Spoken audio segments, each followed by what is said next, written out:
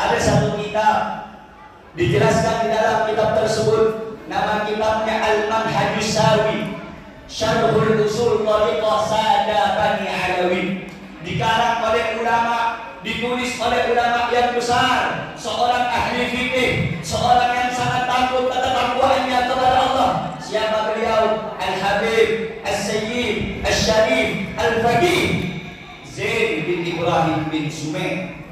Habib Zain bin Ibrahim bin Sumait lahir di Jakarta, Indonesia, tetapi pada saat SMP beliau dibawa pindah oleh ayahnya ke kota Makkah, kemudian mencari ilmu dan mengajar di kota Tarim Hadramut Yaman. Saudara-saudara, Al-Habib Zain bin Ibrahim bin Sumait, pernah seseorang bermimpi Nabi Muhammad, pernah seseorang berjumpa di dalam tidurnya dengan Nabi Muhammad.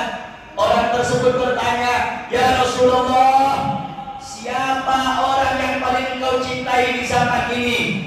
Ya Rasulullah, siapa manusia yang paling engkau cintai di zaman ini?" Maka Nabi Muhammad di dalam mimpinya orang tersebut, beliau berkata,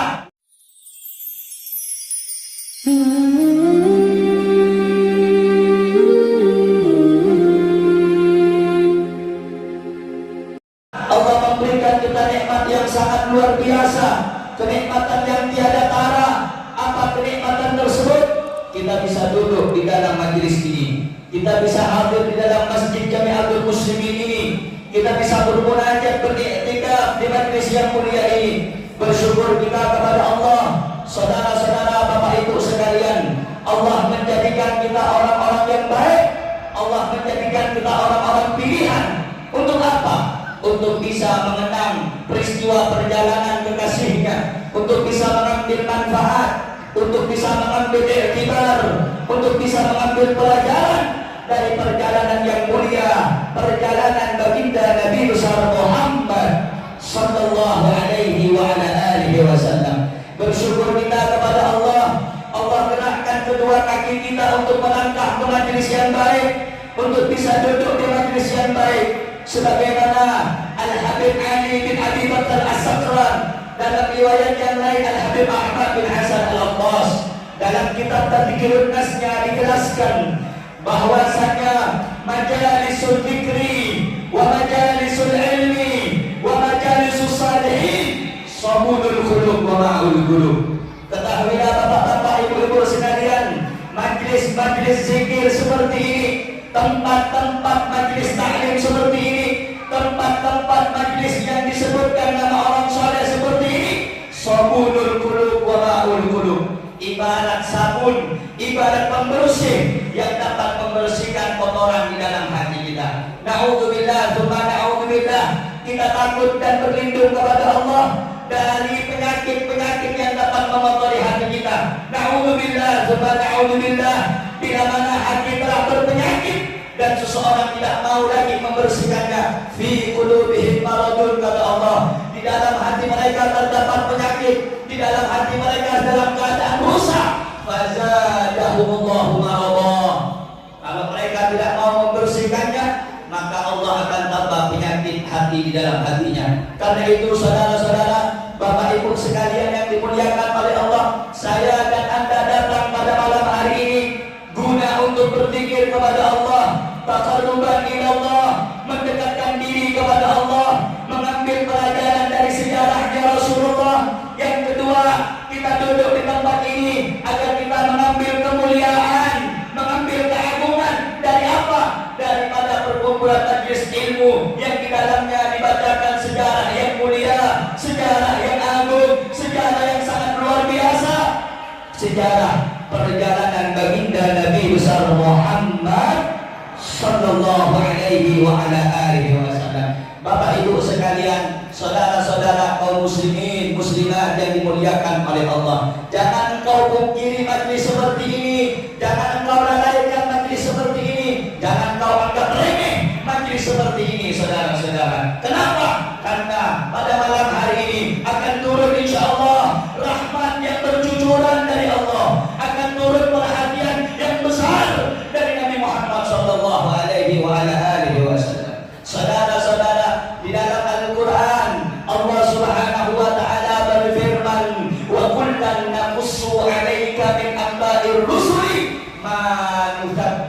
bihi fu'adak. Telah aku ceritakan kepadamu wahai Muhammad apa yang diceritakan oleh Allah kepada Nabi Muhammad. Kisah-kisah para nabi, kisah-kisah para rasul yang hidup sebelum engkau wahai Muhammad. Cerita Nabi Adam, ceritanya Nabi Nuh, ceritanya Nabi Idris, ceritanya Nabi Daud, ceritanya Nabi Musa, ceritanya Nabi Ibrahim, ceritanya Nabi Isa. Apa tujuannya, Bu? Apa tujuannya, Pak? Apa tujuannya wahai saudara-saudaraku? Allah menceritakan kisah-kisah Nabi terdahulu kepada Nabi Muhammad. Manusabbitu bihi fu'adak, untuk meneguhkan hatinya Nabi Muhammad, untuk mengokohkan hatinya Nabi Muhammad, untuk memantapkan imannya Nabi Muhammad. Saudara-saudara, jika Nabi Muhammad Allah mantapkan hatinya dengan diperdengarkan kisah-kisah terdahulu, lalu bagaimana dengan kita yang 1400 tahun sudah jauh dari Nabi Muhammad, 1400 tahun lebih sudah tidak pernah mendengarkan sejarah-sejarah yang baik.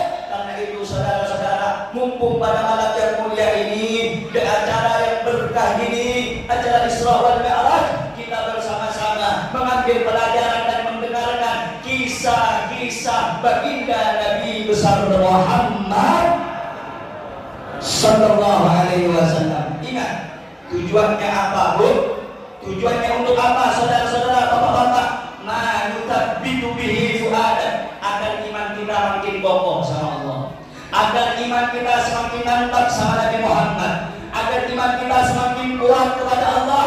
Maka itu kita penting untuk memperbanyak mendengarkan kisah-kisah para nabi, kisah-kisah para rasul, kisah-kisah orang-orang saleh.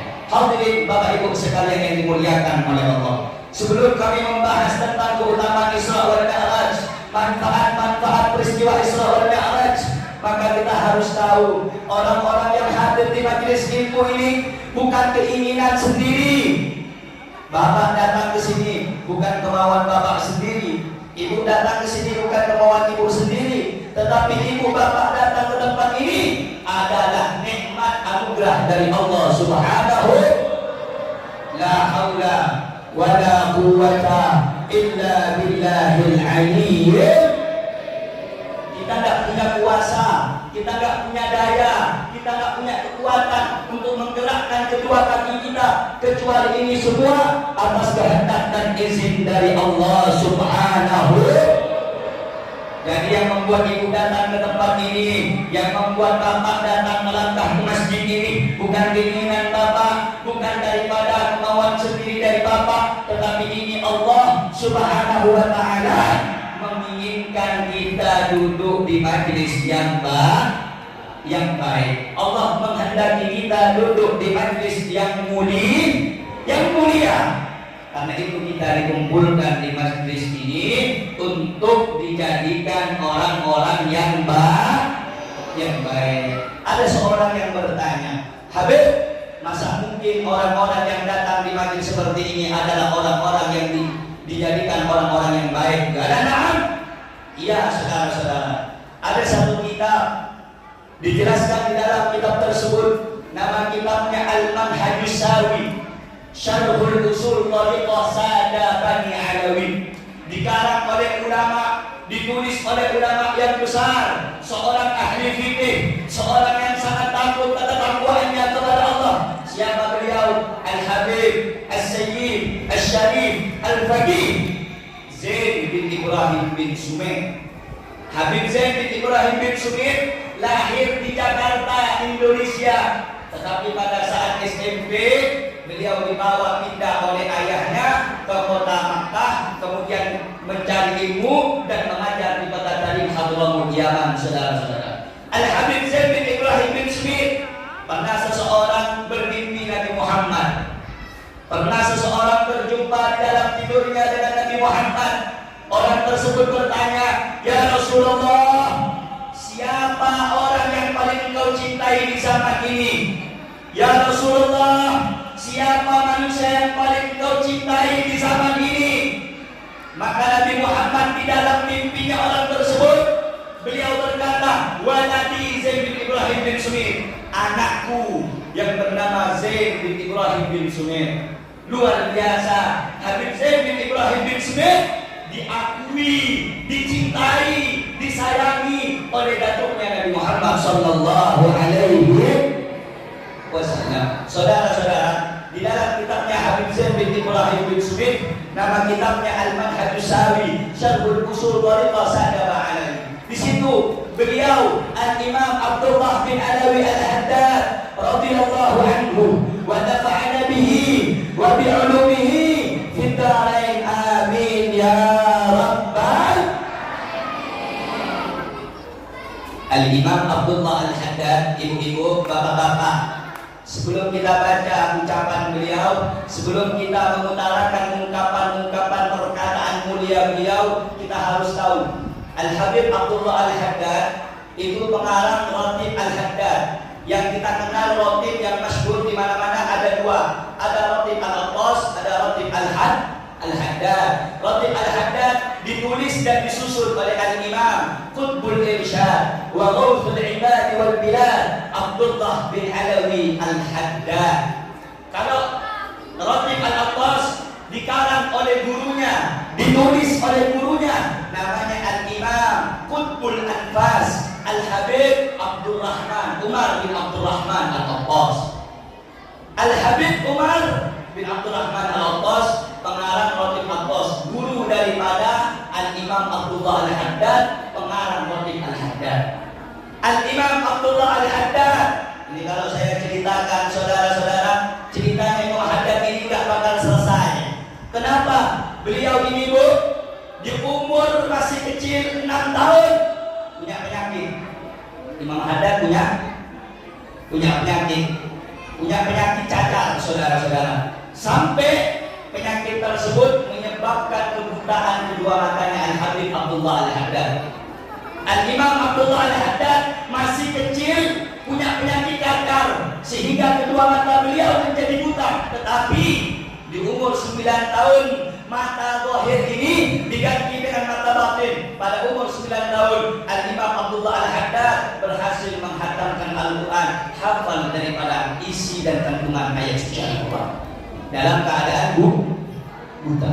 Dalam keadaan umur belasan tahun, 15 tahun, 14 tahun, 16 tahun, Al-Imam Abdullah Al-Haddad mampu menghafal kitab karangannya Al-Imam Ghazali. Karangannya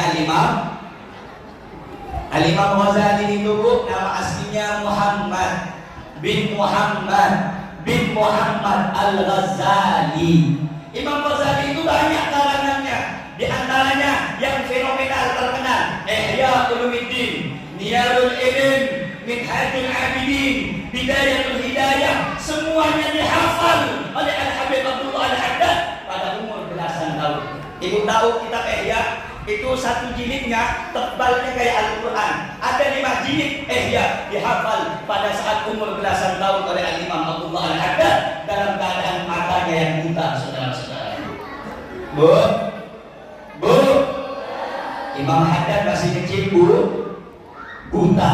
Umur 9 tahun hafal umur belasan tahun hafal karangannya kitabnya Imam Ghazali. Apakah kita tidak malu dengan Al-Habib Abdullah Al-Haddad? Kita bisa melihat, tapi kita jarang baca Quran. Kita yang bisa melihat, kita jarang baca Al-Quran, kita jarang baca hadis Nabi. Al-Imam Abdullah Al-Haddad masih kecil, umur 9 tahun sudah mampu menghafal Al-Quran walaupun kedua matanya buta, saudara-saudara. Harusnya kita malu. Masa orang buta bisa hafal? Masa orang buta bisa menghafalkan ayat suci Al-Quran setebal itu? Sebanyak 6.666 daripada surah di dalam Al-Quran, 100 lebih daripada surat-surat Al-Quran mampu dihafal di umur yang masih kecil dalam keadaan buta. Sementara kita yang masih bisa melihat, mata kita masih normal, mata kita mampu menatap, tetapi jarang di antara kita yang mau menghabiskan, saudara-saudara, sisa-sisa umur kita untuk membaca Al-Quran. Al-Imam Abdullah Al-Haddad, saudara-saudara, ya, di dalam cerita disebutkan ada beberapa kitab seperti Di dalam kitab Imdadul Fuad fi Manaqibi Qutbil Irsyad, belum lagi kitab-kitab yang lain menjelaskan. Saudara-saudara, ada suatu kitab yang menjelaskan Al-Imam Abdullah Al-Haddad umurnya masih belasan tahun. Umurnya masih belasan tahun, Pak, Bu, dengarkan. Umurnya masih belasan. Tapi Al-Habib Abdullah Al-Haddad di dalam satu malamnya sholat 500 rakaat. Umur belasan. Kalau kita malu, saudara-saudara, umur 20 tahun, 30 tahun, 40 tahun, sholat subuh mah enggak, saudara-saudara. Benar apa benar? Benar apa benar? Al-Habib Abdullah Al-Haddad umur belasan tahun, sholat malamnya 500 rakaat. Kita umur 20 tahun, 25, 30, 35, 40, 45, subuh 2 rakaat kadang nggak sholat. Benar apa benar? Benar apa benar? Maka itu, Bu, kita harus sering-sering dengar ceritanya orang soleh. Kenapa? Kata Habib Ahmad bin Hanbal. Ahmad bin Hanbal murid daripada Imam Syafi'i. Ahmad bin Hanbal mengatakan, apa kata beliau? Bila mana hatiku dalam keadaan gelisah dan kemudian keinginan ibadahku mulai turun, maka aku membaca kisah-kisah orang soleh. Karena dengan membaca kisah orang soleh mampu membangkitkan semangatku di dalam beribadah kepada Allah. Makanya penting, Bu, Al-Habib Abdullah Al-Haddad umur 9 tahun buta. Umur 6 tahun, Bu, buta. 9 tahun hafal Qur'an, belasan tahun hafal karangan kitab Imam Ghazali, dan di belasan tahun beliau telah sholat malam 500 dan 300 rakaat. Itu orang yang mulia, saudara-saudara. Itu orang yang waktunya tidak terbuang. Kalau kita kan beda. Kalau kita umur 15 tahun disuruh sekolah, umur 17 tahun disuruh kerja, umur 20 tahun disuruh menangkan buahnya, disuruh kemana, disuruh kemana, disuruh kemana. Sampai-sampai dibilang begini, nak kerja, nanti kalau kamu gak kerja mau makan apa? Saudara-saudara, Allah berfirman di dalam Al-Quran, wa ma min dabbatin fil ardi illa 'alallahi rizquha. Tidak ada, Bu, makhluk yang Allah ciptakan, baik yang melata ataupun yang tidak melata, kecuali rezekinya sudah dijamin dan ditanggung oleh Allah Subhanahu. Orang-orang zaman sekarang, nah, kamu sudah lulus SMA. Iya, Pak. Iya, Bu. Sekarang kamu kerja ya, cari duit ya, cari makan ya. Saudara-saudara, banyak orang sekarang sibuk mengenyangkan perut, tapi hatinya kosong daripada zikrullah. Banyak orang sekarang berlomba-lomba mengumpulkan emas, permata, intan, mutiara, harta, kekuasaan, pangkat, jabatan, tetapi makanan hatinya tidak diperhatikan, saudara-saudara. Bu, Pak, makanan hati jauh lebih penting daripada makanan perut. Kalau kata Sayyidina Ali bin Abi Thalib dalam kitab Nahjul Balaghah, apabila seseorang hanya memikirkan hidupnya, sesuatu yang akan masuk ke dalam perutnya, maka orang tersebut nilainya seperti kotoran yang keluar dari perutnya, saudara-saudara. Paham maksudnya? Kita ini kan sibuk, terlalu banyak pikiran. Oh, besok mau makan apa?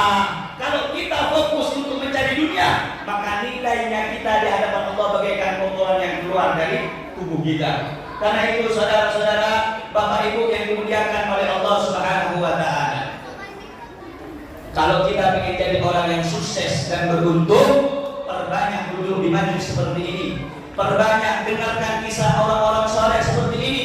Kenapa? Karena kata Ahmad bin Hanbal tadi, beliau mengatakan, bila mana imanku sudah mulai agak merosot, maka saudara-saudara, aku membaca kisah guru-guruku, kisah orang-orang saleh. Karena membaca kisah mereka mampu menambah semangatku untuk beribadah kepada Allah Subhanahu.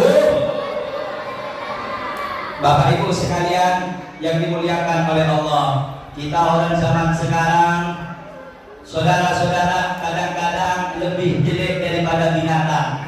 Kok bisa, Habib? Kalau binatang nggak punya akal, cuma punya nafsu, wajar-wajar saja. Kalau hidupnya cuma untuk makan. Tapi yang aneh ini kita. Kita ini punya akal, punya anak. Manusia adalah makhluk ciptaan Allah yang paling sempurna. Laqad khalaqnal insana fi ahsani taqwim. Manusia itu makhluk yang paling sempurna. Akalnya paling sempurna, imannya paling sempurna, bentuk fisiknya paling baik. Saya mau tanya Bu, ada makhluk yang Allah ciptakan lebih sempurna daripada manusia? Tidak ada. Bahkan Allah mengutus dan mengangkat para nabi dari golongan manusia, bukan dari golongan malaikat. Maka itu menjadi jawaban, manusia adalah makhluk yang paling sempurna. Ayo saya mau tanya saudara-saudara, Nabi Muhammad dari golongan manusia atau malaikat? Dari golongan manusia atau malaikat? Dari golongan manusia atau bangsa jin? Dari golongan manusia. Maka itu manusia adalah makhluk yang paling sempurna yang Allah cipta. Cuma orang-orang banyak tidak paham. Pagi, siang, sore, malam cuma cari dunia, cuma cari harta, cuma cari makan. Saudara-saudara, boleh kerja, boleh walakan sana sibak minad dunia, kata Allah. Jangan sampai kau lupa urusan duniamu. Boleh kerja, yang gak boleh itu kerja yang membuatmu lalai kepada Allah. Hayya 'ala shalah, berhenti dulu sebentar. Salat ada yang lebih berhak kita sembah daripada dunia. Hayya 'alal falah, berhenti dulu sebentar. Ada Allah yang memanggil kita, itu jauh lebih penting daripada dunia dan seisinya. Tetapi terkadang kita tertipu, Pak. Bu. Kadang ada orang bangun malam jam 2 sudah bangun, jam 3 sudah bangun. Ditanya, mau kemana Bu? Bukan mau sholat ke masjid, mau ke pasar. Benar atau benar? Mau kemana Pak? Jam 1 sudah bangun, mau narik dulu, mau ngengkol dulu, cari duit. Benar atau benar? Padahal Allah telah bersumpah. Apa kata Allah? Ya dunia, man khadamani, man khadami fahdumi, wa man khadamaki fastahdini. Allah sudah sumpah dengan dunia. Apa kata Allah? Wahai dunia, kalau ada orang yang menghambakan kepadaku, menghambakan dirinya kepadaku, jadilah engkau budak dan pelayannya. Tapi kalau ada orang yang menghambakan dirinya kepadamu, wahai dunia, jadikan dia budakmu. Bu, kalau kita ini sibuk menghambakan diri kita kepada Allah, dunia yang ngejar kita. Tapi kalau kita menghambakan diri untuk dunia, kita diperbudak oleh dunia. Yang namanya manusia punya sifat tomak atau tamak. Dikasih sama Allah, ya Allah, andaikan saya dapat mobil, dikasih sama Allah satu mobil. Habis itu ngomong lagi, ya Allah, coba mobilnya yang lebih keren sedikit, Pajero ke. Dikasih sama Allah Pajero. Ngomong lagi dalam hatinya, ya Allah, saya duit udah punya, coba saya pengen jadi anggota dewan biar dikenal orang. Benar atau benar? Semua mau diambil, semua mau dimiliki, semua mau dikuasai. Padahal kata Allah Subhanahu wa ta'ala, sudah aku berikan seluruh nikmatku kepadamu, tapi kau balas dengan kedurhakaanmu kepadaku. Bu, Pak, kita kalau pengen maksiat, saya kasih contoh. Ibu pengen maksiat, boleh. Bapak pengen mabuk, boleh. Syaratnya ada 3. Mau tahu? Bin Abdina Budi, bin ngabung aja. Oleh, kalah kok. Tapi syarat itu ditelok. Beb, saya pengen mabuk, pengen zina, pengen hidup hura-hura buka aurat. Boleh, tidak apa-apa. Syaratnya ada? Syaratnya ada? Ada 3. Yang pertama, kalau kita mau bermaksiat, jangan di bumi Ada yang bisa bermaksiat tapi jangan di bumi Allah. Ini bumi milik siapa? Ini bumi ciptaan siapa? Ini bumi bikinan siapa? Ini bumi yang buat siapa? Ibu boleh maksiat, bapak boleh mabuk, bapak boleh maksiat. Syaratnya 3. 1, kalau bermaksiat jangan di bumi Allah. Bisa? Bisa nggak? Kalau nggak bisa udah cukup, berarti jangan bermaksiat. Yang kedua, boleh ibu bermaksiat, bapak boleh bermaksiat, mau mabuk, mau zina, mau nyambung ayam, silakan. Syarat yang kedua, jangan pakai nikmat Allah. Jangan pakai nikmat. Saya mau tanya, jawab yang kencang. Kita bernafas nikmat dari siapa? Kita makan hasil nikmat dari siapa? Kita bisa bergerak itu nikmat dari siapa? Boleh bermaksiat. Syarat yang kedua, jangan pakai nikmat. Bisa? Bisa nggak? Bisa nggak? Kalau tak bisa, berarti jangan. Udah paham? Ngapa masih pula banyak perempuan zaman sekarang nih? Tak pakai tudung lah, melawan laki lah. Ibu boleh maksiat, nak mabuk ke, nak bergila ke, kaki kau boleh. Syaratnya 3. 1, jangan di bumi Allah. 2, jangan pakai nikmat dari. Yang ketiga, boleh seseorang itu bermaksiat. Yang ketiga, apa syaratnya? Sekiranya engkau bermaksiat, Allah tak melihat. Boleh? Sekiranya bermaksiat, Allah tidak melihat. Ada yang tak bisa dilihat Allah? Ada enggak? Ada enggak? Ada enggak? Bahkan jangankan Allah melihat, innallaha ya'lamu sirra wa akhfa. Allah tu Bu, kita ni jangankan sekarang, yang direncanakan besok Allah dah tahu. Macam mana kita nak maksiat, macam mana kita tak mau dilihat sama Allah, nak bertampuk, tak bisa. Karena disebutkan tadi dalam surat Bani Israil Asy-Syura, innahu sami'un basir. Allah Maha melihat. Habib, boleh ke enggak kita maksiat? Boleh. Tak banyak, cuma 3 je syaratnya. Yang pertama, jangan di bumi. Yang kedua, jangan pakai nikmat. Yang ketiga, jangan sampai dilihat.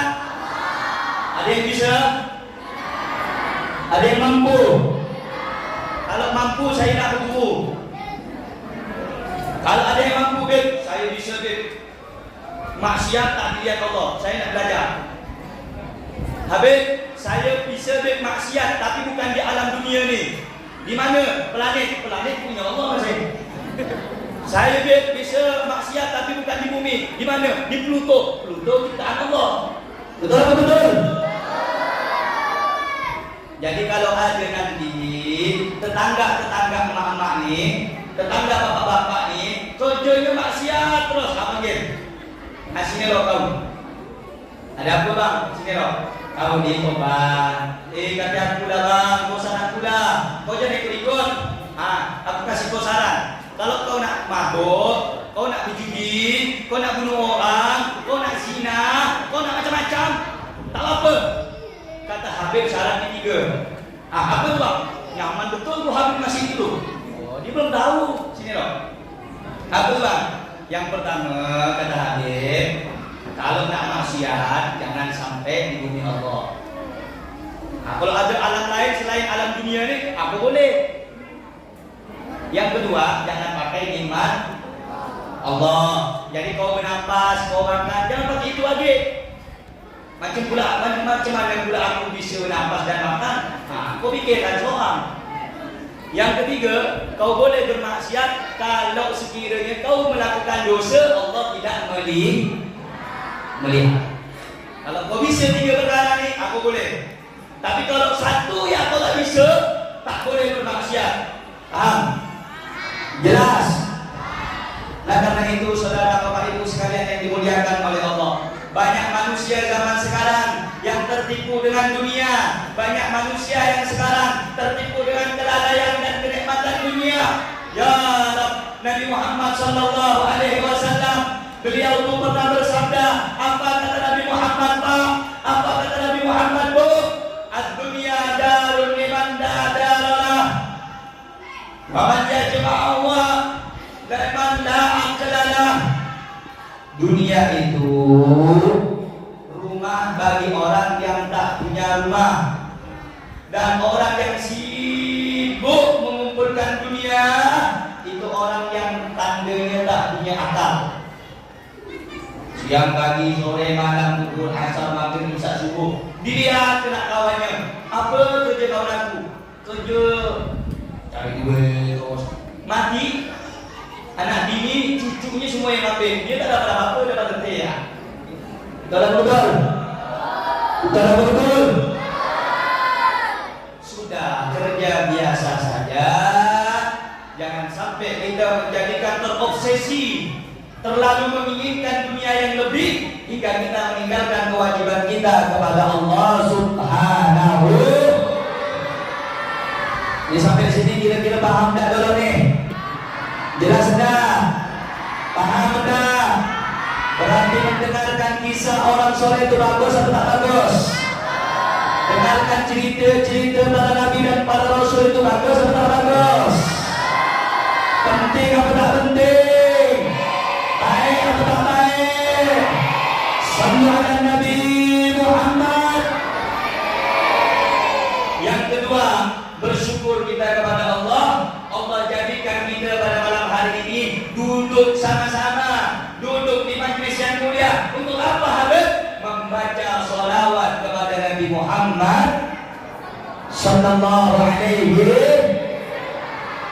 Ya Allah, Bu, kemuliaan sholawat itu besar. Kemuliaan sholawat kepada Nabi itu agung, saudara-saudara. Hanya ada beberapa manusia yang tak paham kemuliaan sholawat, yang tak ngerti kemuliaan sholawat. Apa kata Nabi Muhammad? Man shalla alayya sholatan wahidatan sallallahu alaihi biha asyara. Barang siapa yang bersolawat kepadaku satu kali saja, Allah akan jawab dan balas 10 solawat untuk dia. Dalam kitab Kifayatul Ahya dijelaskan bagaimana solawat Allah untuk kita yang bersolawat satu kali kepada Nabi Muhammad.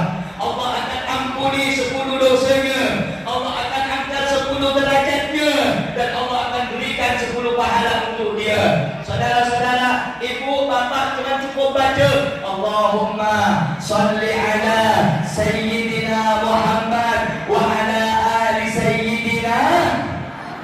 Satu kali dijawab 10. Apa maksudnya 10 itu?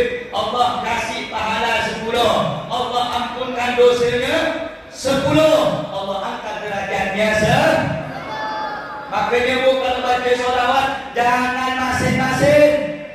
Kalau udah main HP 24 jam bisa baca sholawat 5 butir ya. Akhirnya dia doa, ya Allah, masukkan aku ke dalam surga. Kata Nabi Muhammad, oh, kau ni yang dulu di dunia ni, yang doa ingin masuk surga, baca sholawat sama aku yang 5 kali ya. Oh, ya Allah, masukkan aku di barisan Nabi Muhammad. Akhirnya dilihat sama Rasulullah, oh, kau rupanya dulu yang tak suka sama ulama. Tempat kau bukan sini, sanalah dalam neraka. Ada lagi, ya Allah, terimalah aku ya Allah, amal ibadahku, solatku, puasaku, hajiku, bacaan Quranku. Dilihat sama Allah, dilihat sama Nabi Muhammad. Ya Muhammad, ini umat kau ke? Iya ya Allah, kayaknya sih. Kenapa pula kayaknya sih? Umat Nabi itu mempunyai tanda. Bu, saya mau tanya, orang kalau udah jatuh cinta ada tandanya enggak? Ada tandanya enggak? Gerak-geriknya beda, betul? Suka senyum-senyum seorang, betul? Begitu juga kalau kita cinta sama Nabi itu ada tandanya. Man ahab bani, siapa yang aku cinta ke aku, maka dia menghidupkan sunnahku. Siapa yang menghidupkan sunnahku, berarti dia itu cinta dengan aku. Wa man ahabbani kana ma'i fil jannah. Orang yang cinta dengan aku nanti di akhirat akan dikumpulkan dalam surga dengan aku, kata Nabi Muhammad. Tapi sekali lagi, cinta itu ada tanda-tandanya. Contoh, kita cinta dengan perempuan yang laki-laki ni lah, pandai, makan tak kenyang, mandi tak basah, tidur tak kenyang. Betul. Perempuan pun begitu, dan cinta dengan laki-laki. Ya Allah, kata laki-laki tu, nong, apa tu bang? Ini masih pacaran ni, belum berlaki, belum bini habis. Berjalan berdua dia, ke tepi-tepi tak puas. Apa kata dia? Oh sayang, dunia ni gelap ya sayang ya. Iya bang, emang gelap, tapi ada lagi yang lebih gelap. Kalau hari-hari aku tanpa kau. Mulailah perempuan tu terbang apa. Jadi cinta itu memiliki tanda tak? Cinta orang tua kepada anak, apa tandanya? Dijaga itu anak, dirawat itu anak, dididik itu anak, dikasih makan zahir batin itu anak. Betul. Tanda seorang suami cinta kepada istri. Kalau istrinya salah, dinasehati. Kalau istrinya tak baik, dibetulkan, dikasih nafkah, dikasih pakaian yang layak. Makanya bapak-bapak ni balik nanti lihat bininya, jangan berikan baju-baju yang kurang bahan. Pakai baju keren depan, belakang bolong macam sendal bolong pula. Beli baju tu yang sesuai syariat. Perempuan, aku kasih tahu sama kau semua. Perempuan, tolong buka telinga kau. Tolong buka hati anda. Apa kata Rasulullah di dalam kitabnya Syekh Nawawi, Muhammad bin Umar Al-Bantani? Ada satu hadis dari Nabi Muhammad sallallahu alaihi wasallam. Laula anna Allah samara al-mar'ata bil haya lakana la tusawwi kaffan turab. Kata Nabi Muhammad sallallahu alaihi wasallam, andai kata Allah tidak menutupi perempuan itu dengan rasa malu, niscaya bandingan mereka, harga diri mereka bagaikan debu yang berterbangan, saudara-saudara. Perempuan mulia karena punya malu. Perempuan mulia karena ada rasa malu. Kalau dah keluar tak pakai kerudung, berarti malu dah tak ada. Kalau dah keluar nampak belah dada, itu perempuan tak tahu malu. Betul. Siapa yang ngomong? Saya apa Nabi? Saya mau tanya, perempuan yang dicari itu yang punya malu, bukan yang bikin malu. Bikin malu keluarga, bikin malu masyarakat, bikin malu orang kampung. Kenapa pula? Belum hari H dah nyeblos. Belum hari H sudah nyeblos, tak boleh. Yang muda-muda, kau cantik boleh, tapi harus punya rasa malu. Mau tak ikut abang? Nak mana? Malam minggu. Kami tak pakai malam minggu bang. Kalau abang cinta, datang kedua orang tua kami, halalkan kami kalau betul cinta. Betul tak? Oh betul. Begini perempuan zaman sekarang betul. Bukan, dia malam minggu keluar. Ayo saya tanya, yang nyantai kafe ada tak? Ampun. Yang jalan sama cowoknya ada tak? Mengantuk. Kalau tak ada mengampun ya. Ini zaman apa? Bukan zaman Siti Nurbaya 2024 nih bos. Betul tak? Perempuan zaman sekarang ini aneh-aneh. Saya pun agak bingung mikirkan perempuan zaman sekarang ni Pak. Ngapa pula deh? Perempuan zaman sekarang ni, kalau yang balik pondok ni tak mau. Kalau yang pandai ngaji dia tak mau. Tapi kalau yang datang pakai Fortuner, lain. Kata bapak, bila ni macam ni kita nak besan ni. Kalau yang datang pakai Ford atau pakai Pajero, kasihan santri yang datang pakai motor bebek-bebek, motor Astrea, zaman dulu pakai motor Vespa. Tak mau. Tapi kalau ada laki-laki, dia tak mondok, tak tahu agama, mukanya jelek, badannya hitam, pendek, ketuk, hidup aja. Betul-betul. Tapi datang pakai Fortuner. Apa kata bapaknya? Dah aku terima je. Jelek pak, kau terima. Benar kau ni. Ngapa pula pak? Itu tu jelek, hitam, gendut, pendek aja. Tapi dia berduit nong. Betul-betul. Perempuan macam tu ada ke tidak? Melampau kalau dan tak ada. Betul-betul. Ada benar. Ada benar. Makanya bu, kalau nak cari mantu yang keluaran pondok, ngapa orang yang bisa dibimbing, apalagi anak ibu. Betul-betul. Betul-betul. Makanya banyak orang bilang, udahlah jangan sama santri, hidupnya susah. Saya santri alhamdulillah sekarang. Hidup tak susah-susah benar. Saya ingin jawab sama orang-orang bahwasanya santri lebih keren, santri lebih mantul, santri lebih berkah dan bermanfaat kehidupannya di dunia. Betul-betul. Amin ya Rabbal. Saya mau tanya kiai-kiai zaman dulu, habib-habib yang ada dan dulu sampai sekarang, itu mondok apa enggak? Orang zaman sekarang aja ya, kalau cari pacar, calon suami yang lawang berduit, mau makan tuh, duit bawa baju tu duit, 2 minggu berlaki, pisah, 2 minggu berlaki, pisah. Kenapa? Tak tahu hukum. Lagi hamil suami istri, kau telah kau dek, padahal tak boleh. Kenapa? Tak tahu hukum. Katanya bang, aku tak bisa bang, jangan kau ketik-ketik aku lagi palang merah, tak boleh. Kata laki, aku tak bisa je dah. Kalau tak tahu hukum, kalau orang tahu hukum tak boleh. Dosa besar mendatangi istri dalam keadaan haid.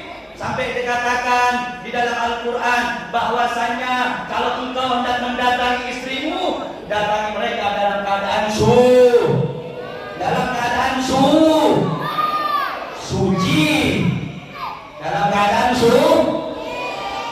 jangan main beria. Makanya saudara-saudara, datangnya kita di acara ini untuk belajar dalam peristiwa Isra Mi'raj Nabi Muhammad. Sallu ala Nabi Muhammad.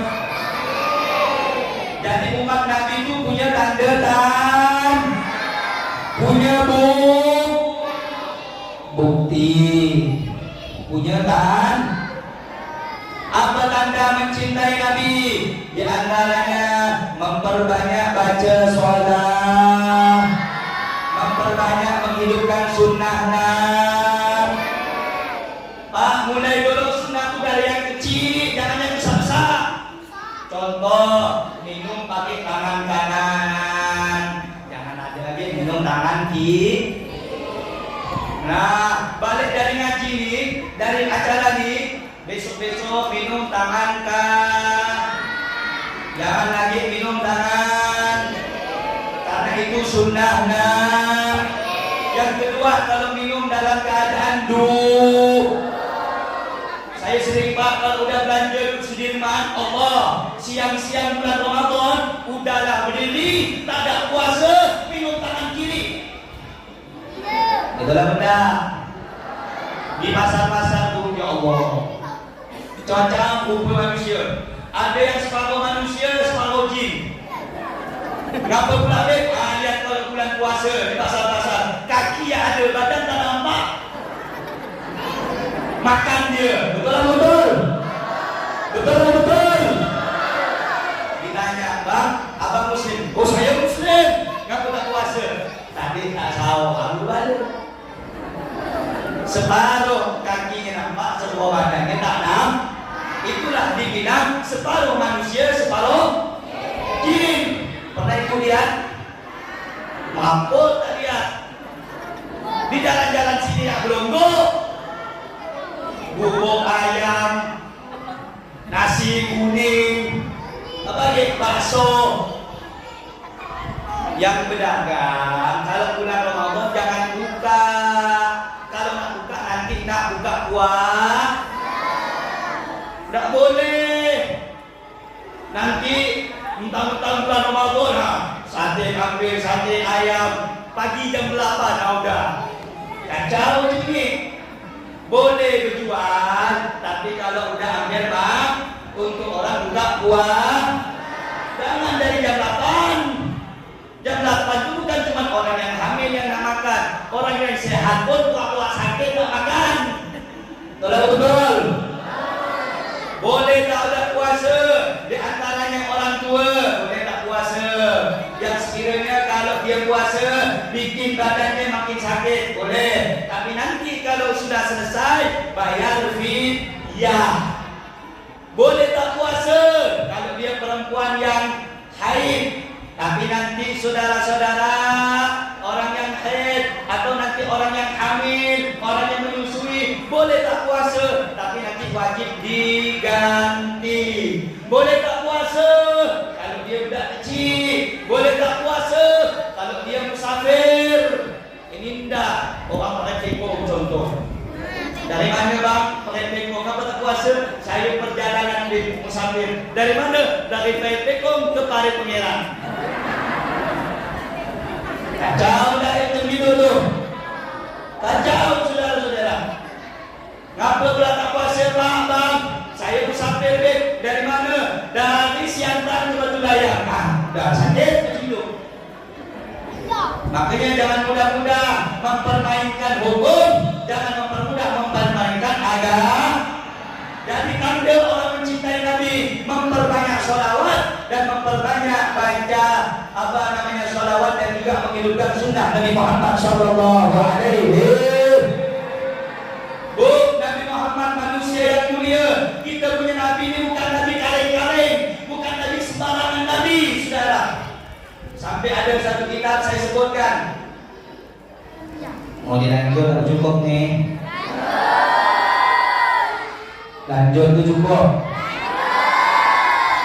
Ayo jawab yang kompak semua. Lanjut tuh cukup. Lanjut tuh cukup.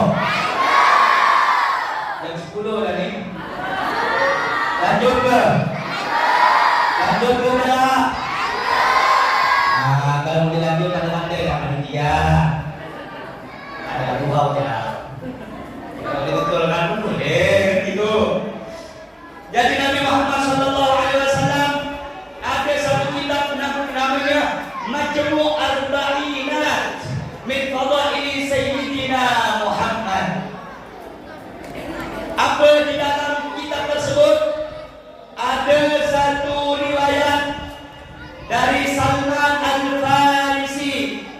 Salman Al-Farisi mengatakan bahwa malaikat Jibril alaihi salam pernah turun menghampiri Nabi Muhammad sallallahu alaihi wasallam.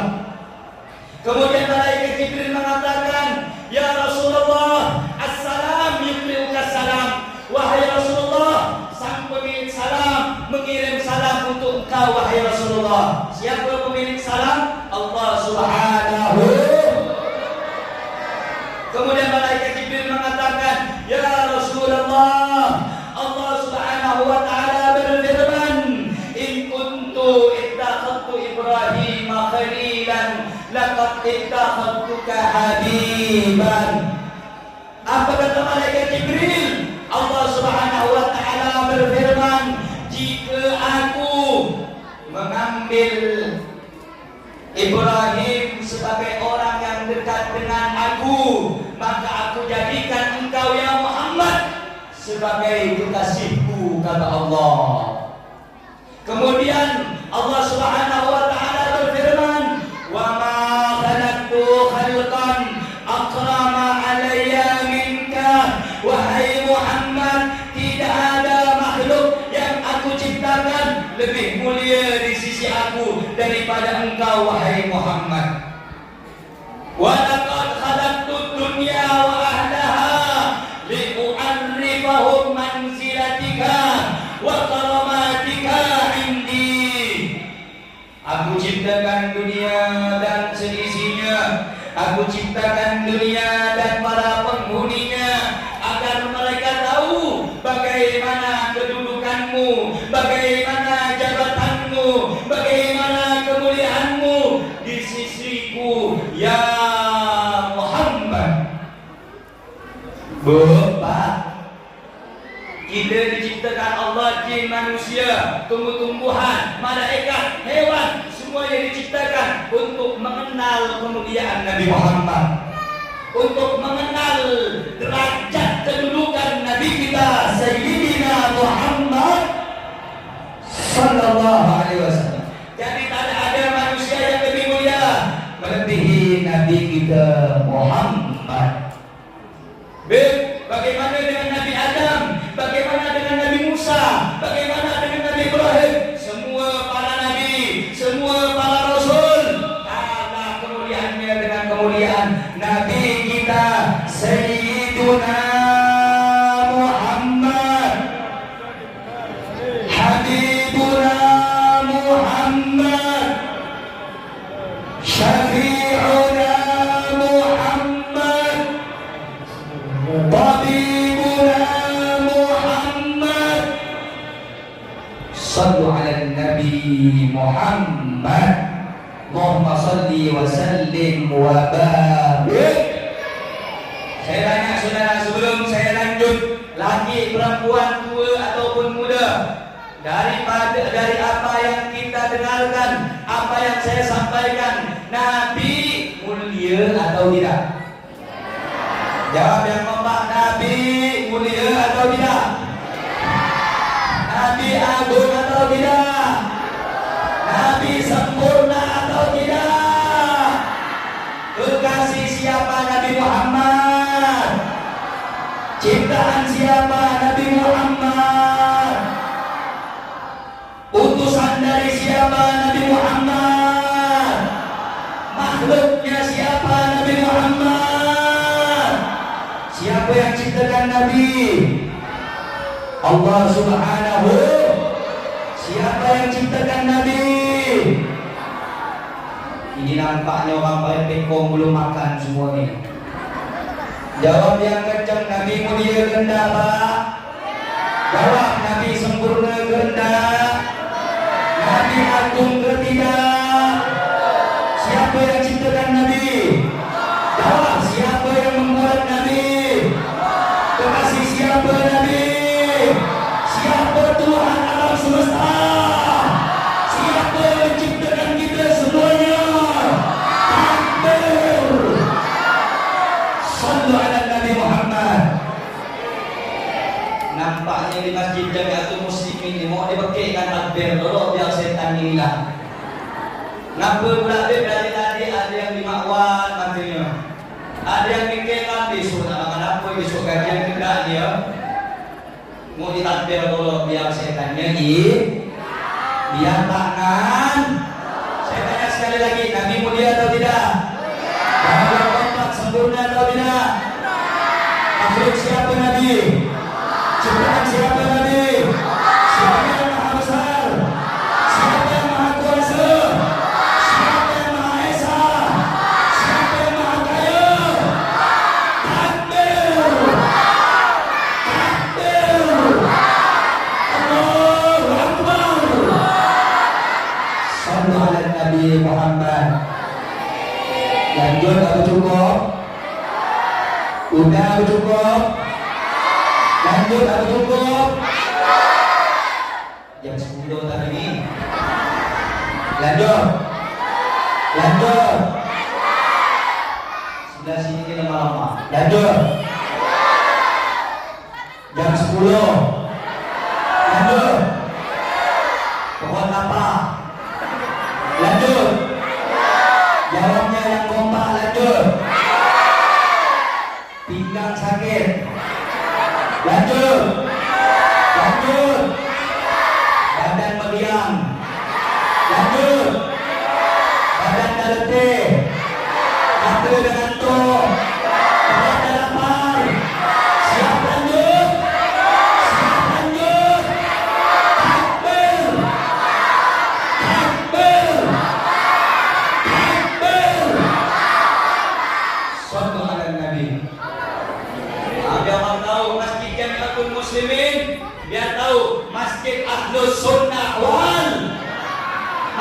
menunjukkan cinta dengan Allah dan Rasulnya. Betul?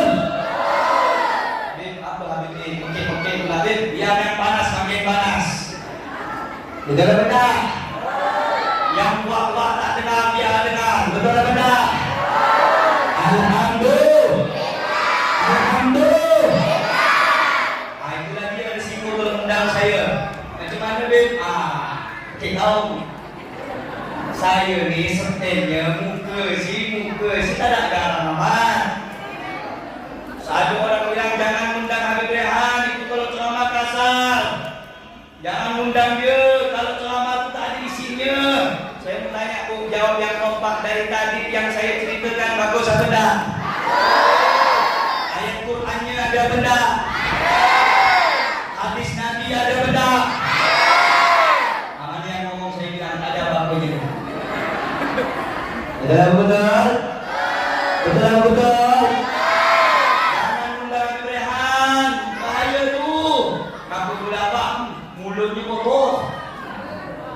Mulut saya ni macam alkohol. Kalau kena badan yang tak luka, sejuk.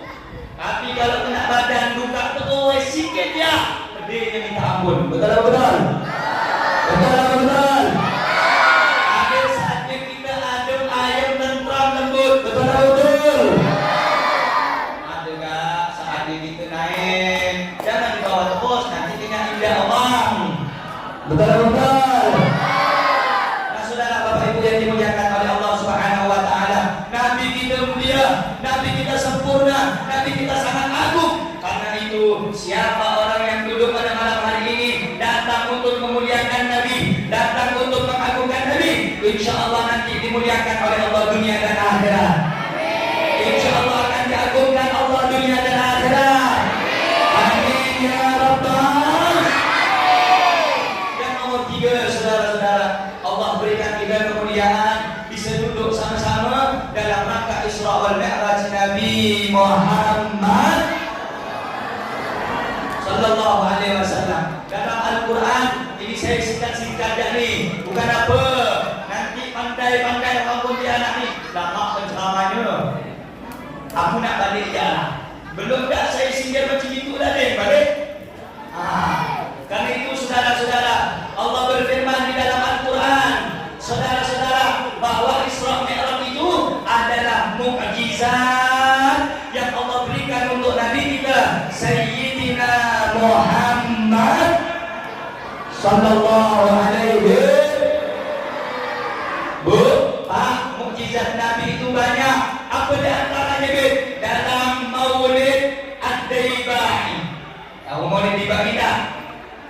Tak tahu. Susah dah ni. Tahu Maulid Ad-Barzanji? Tak tahu lagi. Susah lagi. Kalau tadi yang dibaca oleh Ustaz Arifin itu namanya Maulid Simtud Durrah, ditulis dan disusun oleh Al-Imam Ali bin Muhammad Al-Habsyi. Kalau Maulid Ad-Daibai, fahtazzal arsyu daraban wastibsharan wasdada al-kursi haibatan wa waqara wamtala'at as-samawati anwara wa bajjat al-malaikatu tahdilan wa tanjiran wastin. Itu namanya Maulid Ad-Daibai Syekh Abdul Rahman pengarangnya Abdul Rahman Ad-Daibai dari Yaman. Ada lagi Maulid Ad-Barzanji. Siapa yang dalam? Sayyid Ja'far Al-Barzan. Dalam Maulid Ad-Daibai disebutkan tentang mukjizat Nabi. Apa mukjizat Nabi, Bapak Ibu sekalian? Disebutkan bahwasanya amana bihi dhabbu wa sallamat alaihi al-ashjaru wa khatabathu al-ahjar. Bu, kita beriman sama Nabi wajar, betul? Karena kita punya ada yang lebih menakjubkan sebagai mukjizat Nabi. Apa itu? Biawak iman di hadapan Nabi Muhammad. Biawak iman kepada Nabi.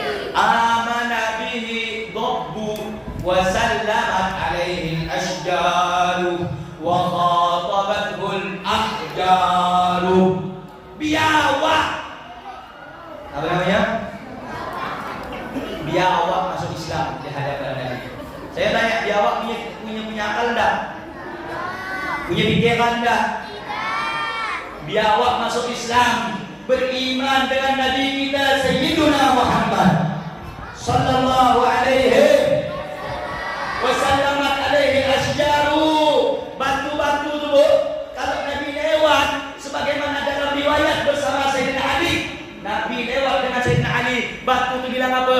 Assalamu alayka ya Rasulullah, salam sejahtera untukmu wahai utusan Allah. Itu batu.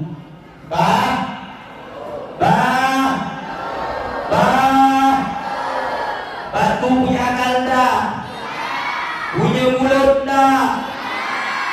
Tapi karena mukjizat Nabi, batu yang tak bisa ngomong, batu yang tak ada batunya, batu yang tak ada akalnya, sebagai tanda mukjizat Nabi, Nabi lewat pakai unta bersama Sayyidina Ali, batu itu ngomong, Assalamu alayka ya Rasulullah, salam sejahtera untukmu wahai utusan Allah. Cuman zaman sekarang ini heran saya Bu, ada pula manusia ngakunya ustaz, ngakunya lulusan Mesir, bilang baca solawat dan salam tak boleh sama Nabi. Itu saya bawa tahu tuh. Untuk apa nih kau bikin acara nih Masjid Jamiatul Muslimin, perayaan Maulid? Nah, Maulid tak boleh, tak ada dalam sejarah. Bikin apa nih Isra Mi'raj? Isra Mi'raj tak boleh. Nabi tak pernah mencontohkan. Itu ada manusia punya otak. Tapi kalau saya bilang si otak udang, otak, saya tuh paling senang kalau mancing udang Pak. Otaknya nyaman. Tapi kalau otak-otak orang yang benci dengan Maulid, itu lebih jelek daripada otak udang. Kenapa pula Habib? Batu yang ngirim salam sama Nabi. Betul tak mudah? Batu benda mati, tahu dia sama Nabi Muhammad. Masa kita manusia ngaku umatnya, baca selawat pun tak mau, ngadakan acara Maulid pun tak mau. Na'udzubillah, summa na'udzubillah minta. Yang ketiga, di antara tanda mukjizat Nabi apa? Wa khatabatul ahjar. Pohon-pohon, tahu pohon Bu? Tahu pohon korma? Tahu buah korma tahu? Pohon korma? Pohon korma tu Pak. Kalau Nabi lewat ngomong sama Nabi Muhammad. Masya Allah. Di mana kita dapat Nabi macam ini? Tak dapat, saudara-saudara. Mukjizatnya luar biasa. Bahkan di masa kecilnya Nabi sallallahu alaihi wasallam, Nabi itu pernah lapar perutnya Pak. Belum makan. Tiba-tiba Nabi itu datang ke pelepah korma, ke pohon korma yang ada buahnya. Nabi bilang, pohon korma, aku ni seharian belum makan. Pohon korma itu langsung merunduk sujud, seakan-akan memberikan buahnya untuk dimakan sama Nabi Muhammad. Allahumma salli ala Sayyidina Muhammad. Kalau begitu Nabi kita mulia atau tidak? Mukjizatnya sempurna atau tidak? Batu berbicara, pohon-pohon berbicara kepada Nabi sallallahu alaihi. Sampai Pak, mukjizat Nabi yang tak dimiliki oleh Nabi yang lain. Apa di antaranya? Insyiqaqul qamar. Apa artinya bau insyiqaq? Apa? Ibu kalau insyiqaqul qamar tak ngerti, kalau Sofi ngerti dia. Insyiqaqul qamar itu membelah bulan, terbelahnya bulan. Pada saat orang-orang kafir datang kepada Nabi sallallahu alaihi wasallam dan berkata, "Wahai Muhammad, kalau memang kau utusan Tuhan, pasti ada mukjizat." Apa kata Rasulullah? "Kau mau mukjizat macam mana? Aku tunjukkan dengan izin Allah." Apa kata orang kafir? Orang kafir ni pun minta agak, "Aku ingin kau belah itu bulan, kau rubah siang jadi malam." Nabi Muhammad beribadah, solat saudara-saudara, munajat di Jabal Abil Qubais. Munajat Nabi Muhammad, "Ya Allah, bantu aku ya Allah. Ini agamamu sedang dipertaruhkan. Ya Allah, bantu aku ya Allah." Orang kafir bukti dan mukjizat. Setelah itu turun malaikat Jibril. Apa kata malaikat Jibril? Ya Muhammad, la takhaf wa la tahzan. Jangan kau sedih, jangan kau nangis, jangan kau berkecil hati. Allah sudah tahu keinginan orang kafir tersebut sebelum dia bertanya kepadamu, wahai Muhammad. Berdiri kau sekarang, tunjukkan bahwa agama yang paling benar adalah agama Allah Subhanahu. Berdiri Nabi Muhammad, diisyaratkan dengan tunjuknya oleh Nabi Muhammad. Itu malam, pada siang berubah jadi malam. Bulan datang menghampiri Rasulullah, dibelah dengan tangannya Nabi Muhammad sallallahu alaihi wasallam. Bulan dibelah. Mana ada manusia bisa belah-belah kecuali ini mukjizat sebagai pertanda bahwa Nabi Muhammad memang betul-betul utusan Allah Subhanahu. Beberapa peneliti astronot naik, mereka itu dapat ini memang betul bulan itu ada garis hitam yang pernah terbelah, saudara-saudara. Pada kejadiannya 1400 tahun yang lalu. Sampai sekarang orang-orang banyak masuk Islam, astronot masuk Islam. Kenapa? Karena membuktikan sejarah bahwa Nabi pernah membelah bulan atas kehendak dan izin Allah Subhanahu. Itu adalah mukjizat apalagi dari mukjizat Nabi. Mukjizat Nabi dalam rangka yang malam ini kita laksanakan Isra wal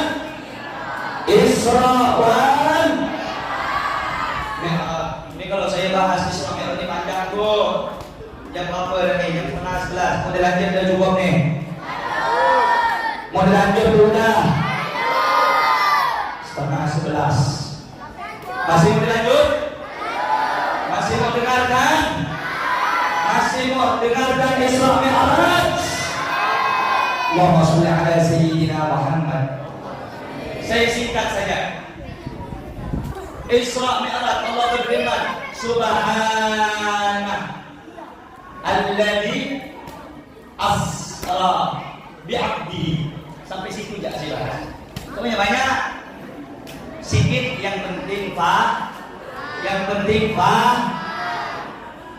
Subhana maha suci Allah, alladzi yang mana Allah, alladzi isim mausul, alladzi yang mana Allah Subhanahu wa taala asra yang telah memperjalankan bi'abdihi hambanya. Sampai sini dulu. Ngerti apa enggak? Maha suci Allah yang telah memperjalankan hambanya. Paham atau tidak? Jelas atau tidak? Yang penting mak paham, saya yakin bapak-bapak paham. Kenapa? Menjelaskan sesuatu kepada perempuan itu lebih sulit. Benar atau benar? Saudara, maha suci Allah yang telah memperjalankan hamba bisu apa mama ini? Hamba macam itulah tadi. Semangat gak saya ini ceramahnya. Maha suci Allah yang telah memperjalankan hambanya. Dalam kitab As-Sirajul Wahhad, satu baik itu. Makanya kalau ngaji bawa pulpen sama, bukan bawa bedak sama lipstik. Bawa pulpen sama.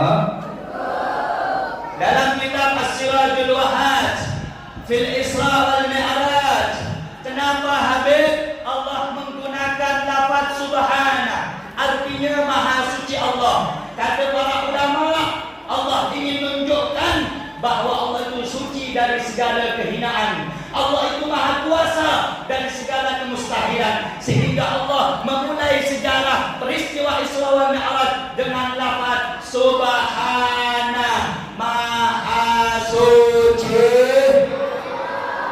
Allah. Maksudnya apa itu? Ya, banyak orang yang tak percaya Isra Mi'raj.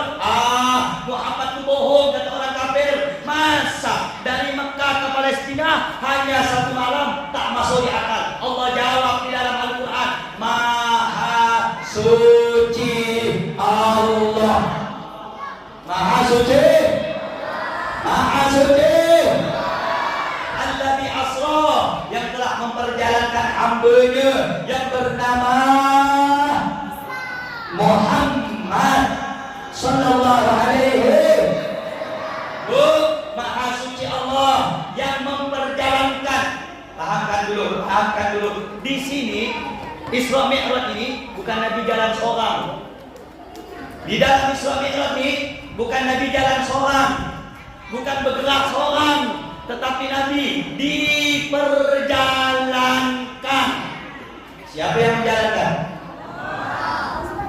Bukan Nabi jalan seorang, bukan Nabi bergerak sendiri, bukan Nabi berangkat sendiri, tetapi Nabi diberangkatkan. Paham sampai sini, Bu? Contoh. Berangkat, diberangkatkan. Sama atau beda? Kalau berangkat itu diri sendiri. Kalau diberangkatkan ada orang lain yang menggerak.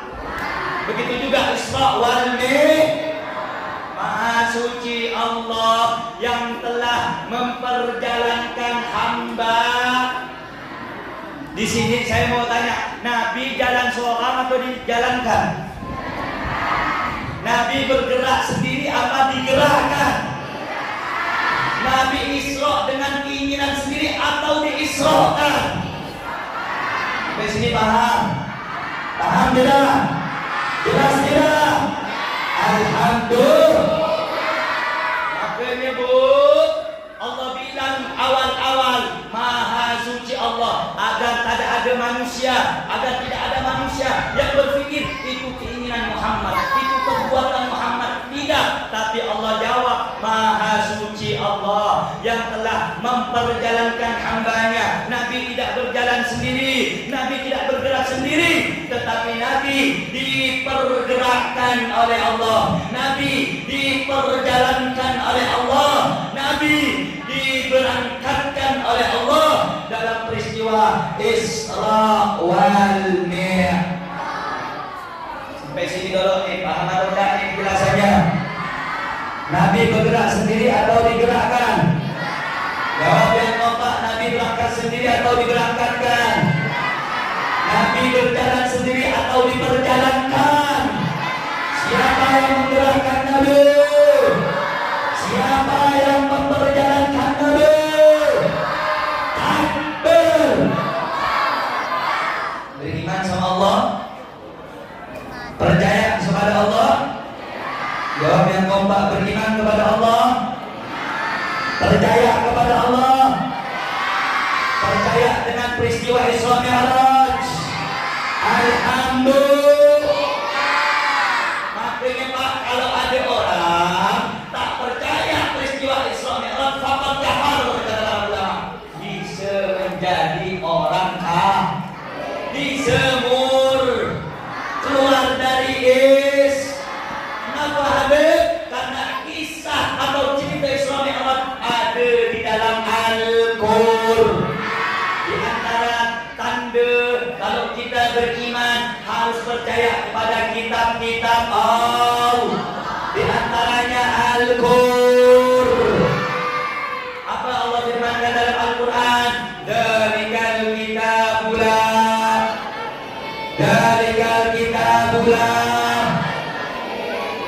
Itulah Al-Quran yang tidak ada kepalsuan di dalam, tidak ada keraguan di dalam. Ayo saya mau tanya, beriman kepada Al-Quran? Jawab, beriman kepada Al-Quran. Percaya kepada Al-Quran. Percaya kepada Al-Quran. Kalau ada yang tidak percaya, maka dia keluar dari Is. Baik. Maha suci Allah yang telah memperjalankan hambanya. Oh, ini jelas, saudara-saudara. Kata para ulama, Bu, ibu tak letih, cuma dengar saja. Yang letih itu saya, Bu. Saya baru pulang dari Jakarta sampai sini tadi jam 3, saudara. Habis itu jam 8 dah dipanggil Bang Bonis Tukik kawan lagi di sini. Besok pagi, saudara, malam acara lagi, begitulah rotasi gitu. Tapi insya Allah mudah-mudahan semuanya berkah. Betul. Gak apa-apa lelah, cuma sementara di dunia. Betul. Yang penting Nabi Muhammad bangga dengan kita. Amin. Ya Rabbal. Saudara, Maha Suci Allah yang telah memperjalankan. Saya bahas cuma 3 ya. Maha Suci Allah yang memperjalankan hambanya. 3. 1 udah dibahas. Yang kita ada sekarang Asro yang telah memperjalankan hambanya. Baik, fokus. Jangan lihat yang lain, cukup lihat saja. Jangan lihat yang lain, lihat saya saja. Paham tak? Paham?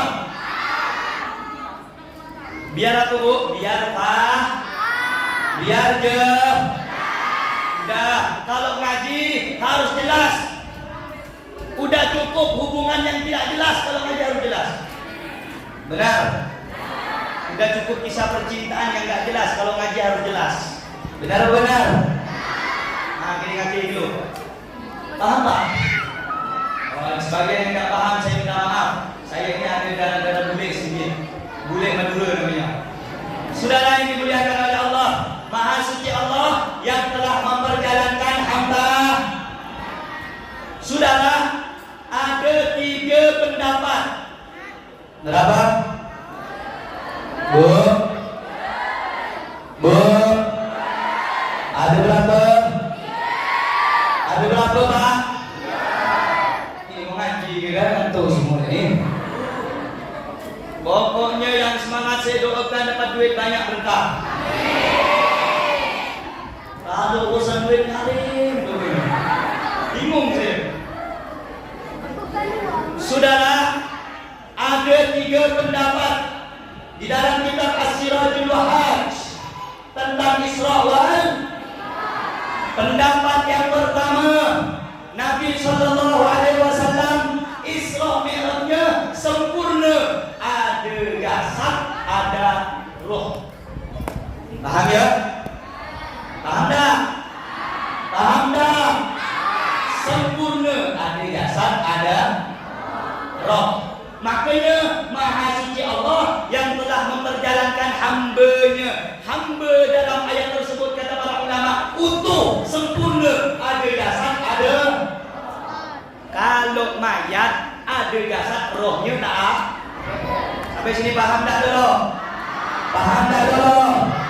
Jadi Isra Mi'raj Nabi terjadi dalam keadaan sadar, ada jasad, ada.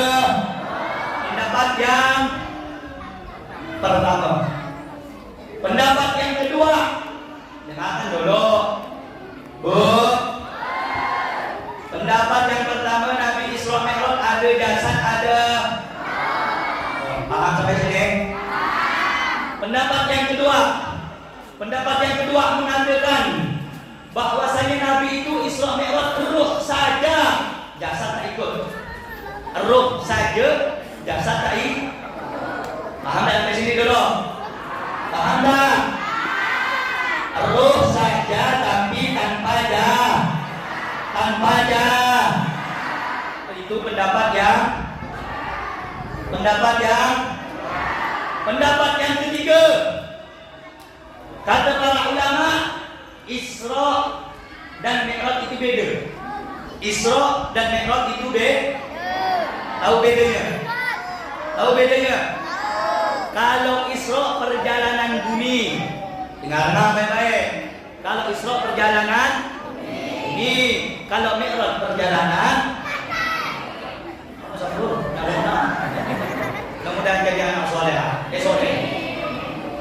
Kalau Isra perjalanan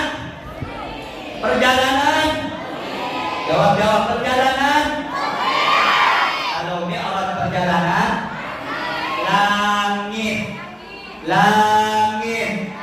Ini paham. Kalau SD ya ajarannya paham anak-anak. Jadi Isra Mi'raj itu berbeda. Kalau Isra perjalanan Bu, kalau Mi'raj perjalanan lah. Itu kata pendapat ulama yang nomor 3. Habib, kata para ulama yang nomor 3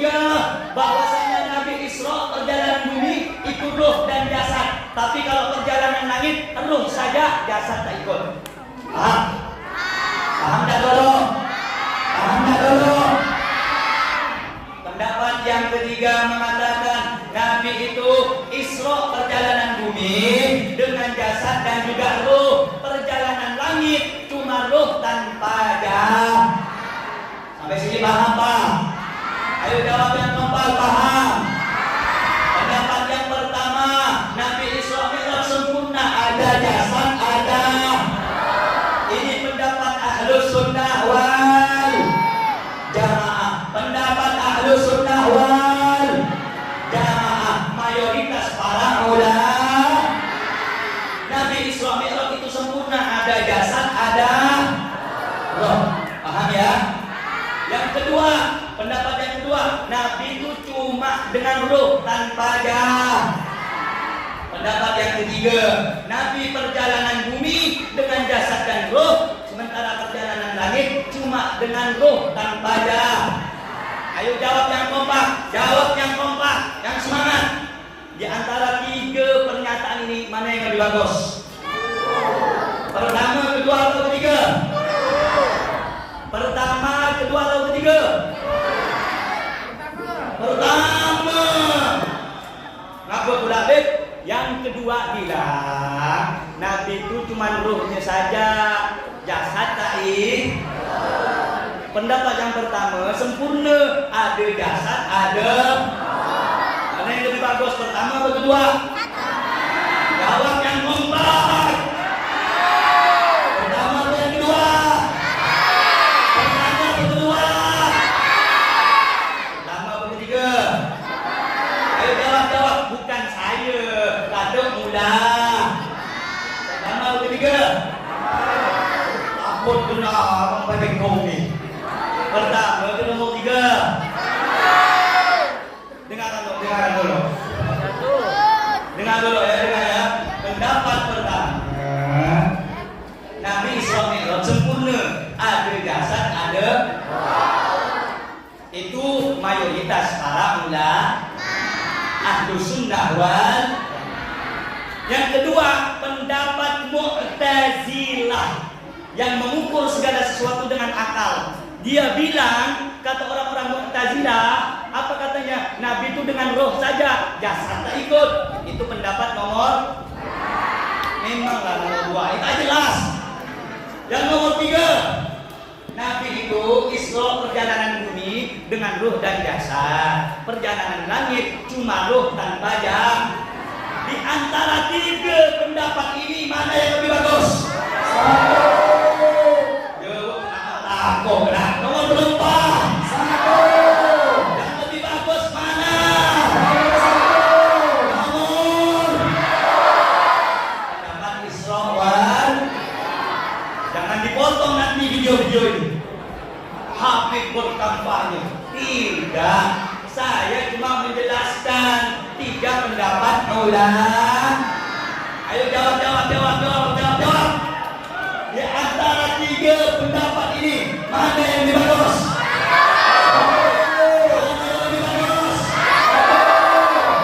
Berarti sempurna, ada jasad, ada. Ada jasad, ada. Pendapat nomor. Alhamdulillah. Udah. Yang paham dah. Bukan apa, ini di masjid. Masjid Jami'atul Muslimin berkampanye.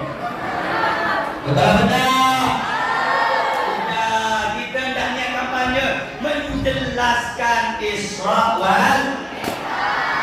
Paham tak? Sehingga 2 etom telok. Pendapat yang paling utama nomor 1. Cari cekun, cek selain. Benar. Jadi di antara 3 pendapat tadi, pendapat yang lebih sempurna mayoritas Ahlus Sunnah wal Jamaah nomor. Saya dengar. Saya jelaskan presiden ke, jelaskan Isra Mi'raj. Apakah saya salah?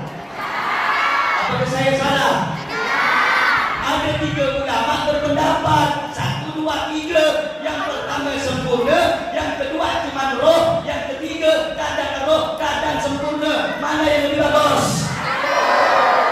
Udah jelas. Udah tahu nomor 1 pendapat ulama paling bagus. Kenapa kau ikut yang lain? Ya maksudnya Mu'tazil dulu. Nah. Jadi ngaji. Maksudnya begini. Pendapat kedua pendapat Mu'tazil.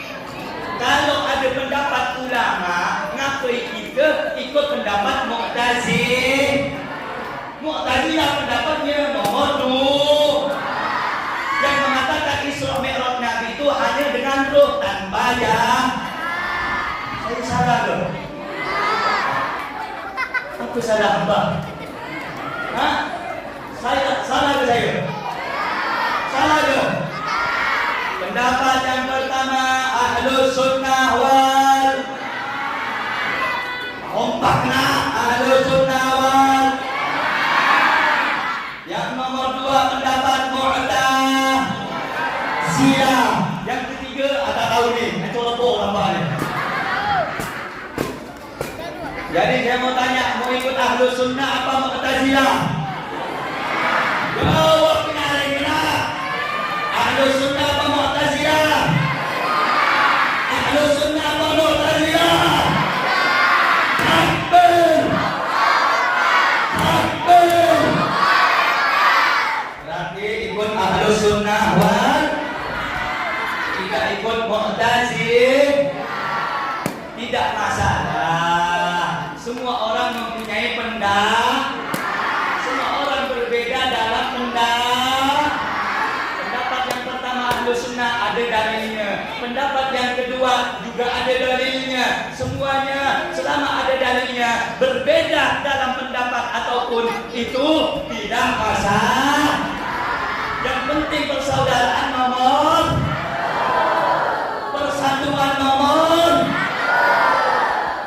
kemudian saling menghormati nomor. Udah, jangan aja.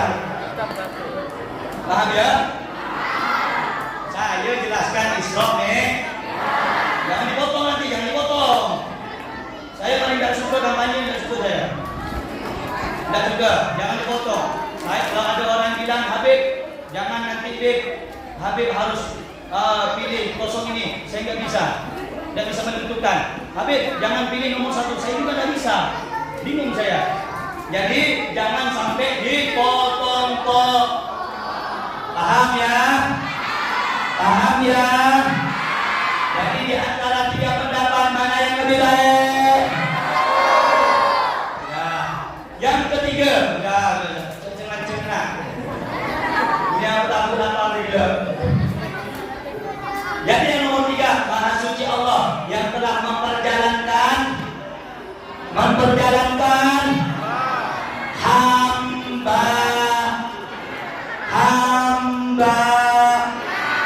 Siapa hamba Allah? Dalam ayat tersebut siapa hamba Allah? Nabi Muhammad sallallahu alaihi. Tapi malah ribut lagi.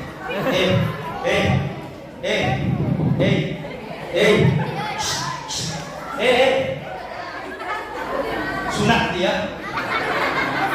Oh, udah sunat, bagus lah. Ini siapa namanya ini? Siapa? Ikin. Tahu siapa? Sidol.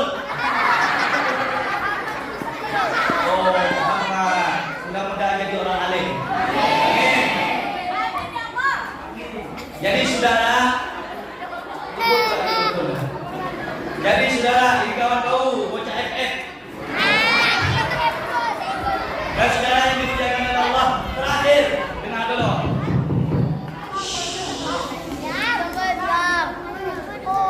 Siap kondusif, siap tentram, siap tenang.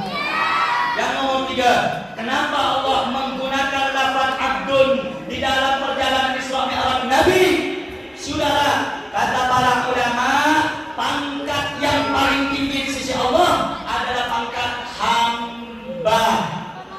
titelnya Nabi Muhammad Isra Mi'raj tidak menggunakan titelnya Nabi. Maha suci Allah, subhanalladzi asra bi rasulihi atau bi nabiyhi. Tidak, karena Allah Subhanahu wa taala sangat mencintai dan pangkat kedudukan yang paling tertinggi adalah pangkat hamba di hadapan Allah Subhanahu. Sehingga Nabi Muhammad disifatkan oleh Allah dalam peristiwa Isra wal Mi'raj dengan sifat ham, karena hamba kedudukan yang paling tinggi, karena hamba kedudukan yang paling mulia. Siapa hamba dalam ayat tersebut? Siapa hamba dalam peristiwa Isra Mi'raj tersebut? Nabi Muhammad sallallahu alaihi. Sampai sini tadi saya jelaskan, paham atau tidak? Jawab yang kompak, paham atau tidak? Ngerti atau tidak? Paham? Paham? Kalau ditanya paham, paham dah? Paham dah? Berarti yang mempergerakkan Nabi siapa? Yang memperjalankan Nabi, yang mengizinkan Nabi, yang mengisrakan Nabi, yang memi'rajkan Nabi. Siapa yang maha kuasa? Siapa yang maha besar? Siapa Tuhan semesta alam? Takbir! Takbir! Sallu ala Nabi Muhammad. Allah maha kuasa atau tidak? Allah maha mampu atau tidak? Allah maha bisa atau tidak? Jika arada syai'an ayyaqula lahu kun.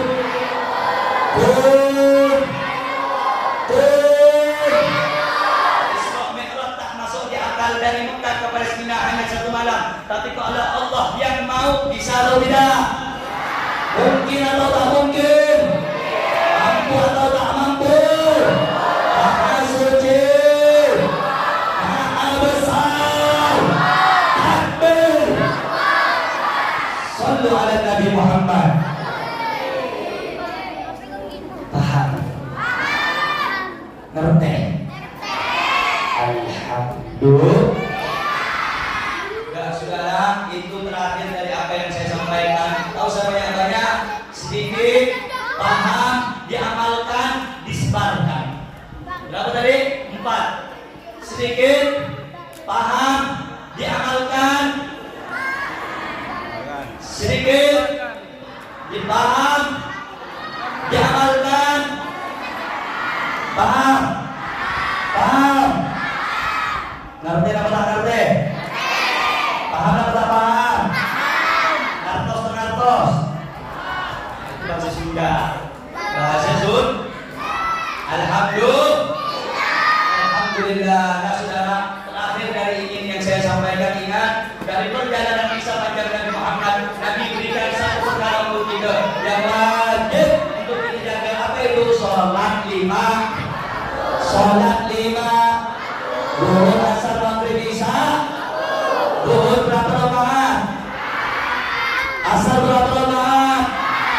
Maghrib berapa rakaat? Isya berapa rakaat? Subuh berapa rakaat? Alhamdulillah. Alhamdulillah. Saudara-saudara, Nabi Muhammad bersabda, "Man aqama shalah." Barang siapa yang mendirikan salat, faqad aqama din, maka dia telah mendirikan agamanya dia. Wa man taraka shalah, siapa yang meninggalkan salat, faqad hadama din, dia meruntuhkan dan menghancurkan agamanya. Saudara-saudara, nanti awal ma yuhasabu bil abdu as-salat, amal kita yang paling utama yang di awal diperiksa, dihisab oleh Allah adalah amal salat kita. Idza saluhat saluhasairu amalih. Kalau amal salat kita baik, maka seluruh amal yang lain akan baik. Tetapi wa idza fasada sairu amalih. Kalau amal salatnya rusak, amal salatnya tak baik, maka nanti amal yang lain tidak akan baik. Karena itu di akhir dari apa yang ingin saya sampaikan, di akhir daripada nasihat dan ceramah saya ingatkan saudara, Hadirin, salat adalah hadiah terbesar dari Nabi Muhammad. Salat adalah pemberian terbesar dari Nabi Muhammad. Bahkan kalau Rasulullah dalam keadaan sedih, Rasulullah memanggil Sayyidina Bilal, "Arihna bihaya Bilal, arihna bihaya Bilal." Hibur aku wahai Bilal, senangkan hatiku wahai Bilal. Dengan apa? Suruh salat sama Nabi Muhammad. Kumandangkan azan wahai Bilal, karena setiap kali aku melaksanakan salat, hatiku merasakan ketentraman saat munajat ibadah kepada Allah. Karena itu saudara-saudara, wailun fawailun lil musallin, celaka bagi orang-orang yang salat, alladzina hum an salatihim sahun, yang di dalam salatnya mereka lalai. Saudara-saudara, orang yang salat masih bisa masuk neraka, lalu bagaimana dengan orang yang tak mengerjakan salat? Karena itu di dalam kitab Majmu' saudara-saudara, salatul muqarrabin, salatnya orang-orang yang dekat dengan Allah, salatnya orang-orang yang khusyuk kepada Allah. Salatul muqarrabin, satu kitab yang disusun oleh Al-Habib Hasan bin Saleh Al-Bahar. Ada satu hadis dari Nabi Muhammad sallallahu alaihi, man taraka salata muta'ammidan faqad bari'at minhu dhimmatu Muhammad. Ya Allah, Nabi Muhammad sudah ngasih wanti-wanti, barang siapa yang meninggalkan salat dengan sengaja, faqad bari'at minhu dhimmatu Muhammad, maka lepas darinya jaminan Nabi Muhammad. Lepas jaminan Nabi Muhammad dari dia. Pak, kalau kita meninggalkan salat dengan sengaja, Nabi Muhammad tak mau kalau kita nanti yaumil qiyamah. Nabi Muhammad tak mau jamin kita nanti yaumil qiyamah. Maka itu perhatikan salat kita, perhatikan jamaah kita, perhatikan tunduk dan khusyukmu kepada Allah. Aqimis salata li dzikri, dirikan salat untuk ingat kepada Allah. Mudah-mudahan dalam peristiwa Isra wal Mi'raj ini mampu menambah iman kita kepada Allah, mampu menjadikan kita orang yang beriman dan bertakwa kepada Allah. Mudah-mudahan melalui perkumpulan kita dalam acara Isra wal Mi'raj ini, Allah tetapkan kita orang yang baik, Allah jadikan kita orang yang baik, orang yang melaksanakan ibadah kepada Allah, orang yang meninggalkan maksiat, orang yang melaksanakan ketaatan. Mudah-mudahan Allah jadikan anak keturunan kita anak-anak yang mendirikan salat. Rabbi ja'alna muqimas shalah wa min dzurriyyatina Rabbana wa taqabbal du'a. Ya Allah, jadikan kami dan anak keturunan kami orang-orang yang mendirikan salat. Rabbana wa taqabbal du'a. Wahai Tuhan kami, wahai pencipta kami, terimalah doa-doa kami, dengarkan munajat kami. Ya Rabb, jika kami bukan ahli ibadah, jangan kau jadikan anak kami juga bukan ahli ibadah. Jadikan mereka ahli ibadah yang takut tunduk kepadamu. Ya Allah, ya akramal akramin, ya Rabbi bil Mustafa dan maqasidana wa qil lana ma mawwa, ya wasi'al karami, ya Rabbi bil Mustafa dan maqasidana wa qil lana ma mawwa, ya wasi'al karami.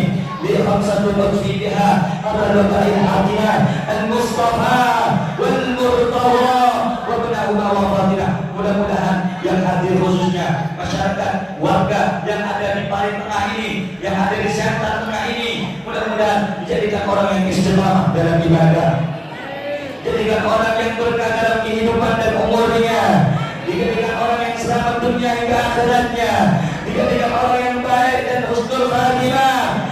Amin ya Rabbal, amin ya Rabbal alamin, walhamdulillahi rabbil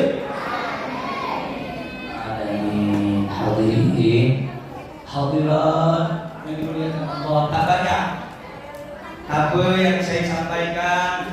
Mudah-mudahan yang sedikit ini bisa saling mengingatkan. Wa tawasau bil haq wa tawasau bis, saling mengingatkan di antara kita. Sebelum ditutup dengan doa Maulid Al-Haji, saya nak ngajak semua ini, mumpung lagi kumpul orang siapkan paling tengah ni, mudah-mudahan semua selamat, baca solawat sama-sama. Setuju? Yang